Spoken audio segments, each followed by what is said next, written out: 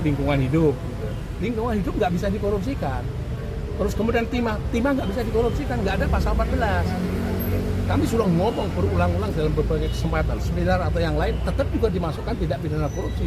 Kerugiannya itu 300 triliun. Itu kalau hitungan kerugian keuangan negara nggak sampai 300 triliun. Karena tiba-tiba 300 triliun, nah itu menurut ahli itu tidak benar.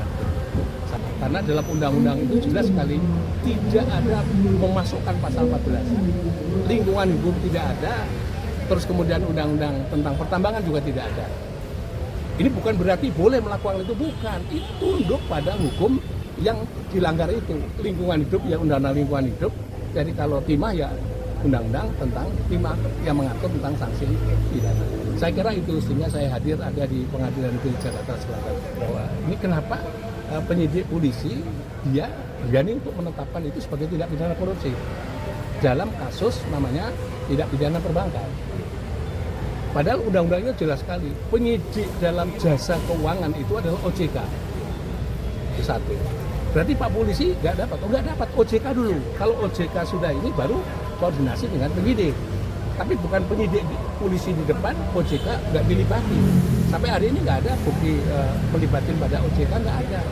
Itu kewenangan yang memiliki wewenang adalah penyidik OJK karena perbankan itu adalah bergerak dalam bidang jasa keuangan. Itu satu. Yang kedua, karena itu undang-undang seperti itu, penyidik secara sengaja menggeser itu menjadi perkara pidana. Korupsi, itu yang nggak kami keberatan. Maka kesempatan situasi yang baru ini, kami harus tegaskan kembali, tidak bisa dikorupsikan.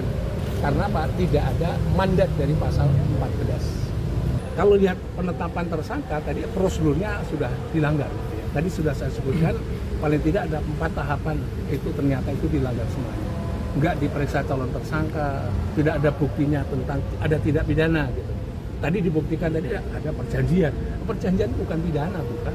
Perjanjian itu boleh ditetapkan dan seterusnya. Jadi aneh juga ini perkara korupsi, sebelum korupsi ada korupsi lagi. Aneh juga. Ini kan agak bingung lihatnya. Ini kita tinggal ngomong, tapi tadi kami minta bukti. Yang belum dilaksanakan tadi adalah buktinya apa? Buktimu pihak penyidik, buktimu apa untuk memastikan ada tindak pidana? Kan kami bisa mengecek gitu. Itu tidak ada. Buktimu apa dengan 2 alat bukti seseorang itu sebagai pelaku tindak pidana? Tidak ada. Buktimu apa? Anda telah memeriksa sebagai seseorang itu sebagai calon tersangka. Ada nggak analisis yang membuktikan antara pembuktian yang dilakukan oleh calon tersangka itu dengan alat buktimu itu ternyata lebih kuat buktimu? Analisisnya seperti apa, buktinya seperti apa? Semuanya tidak ada.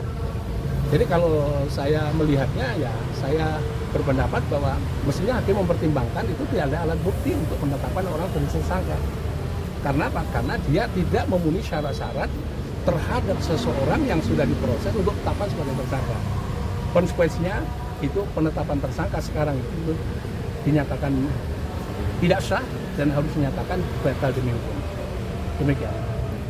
Dari dokumen yang kita miliki, data-data yang kita punya, bahwa penyidik dalam melakukan menetapkan ya klien kami sebagai tersangka itu ada prosedur, proses yang dilanggar, yang tidak terpenuhi, ya, bahasa hukumnya cacat formil, maka kita menguji keyakinan kami ini kita uji di pra-peradilan, ya, sehingga disinilah kita buktikan bahwa apakah penyidik memang benar-benar melanggar. Dan tadi ya keterangan ahli ya Pak Muzakir mengatakan bahwa ya ada yang dilanggar oleh